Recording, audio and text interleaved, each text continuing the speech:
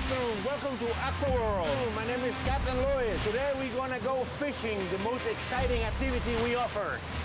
The advantages of coming with us is that we have top-notch equipment. We got all light tackle.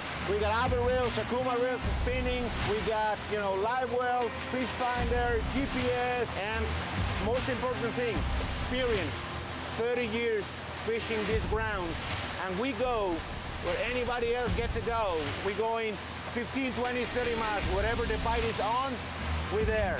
Cancun is the place to come fishing. It's just not spotty and fun, it's just, it could be a really good fishing destination.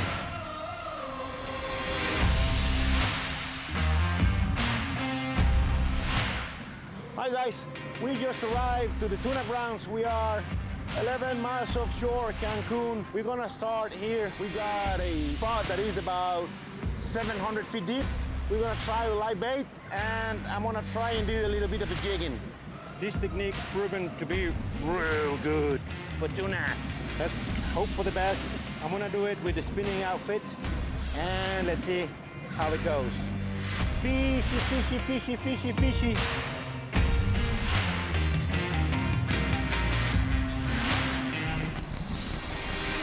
Fish on! Fish on!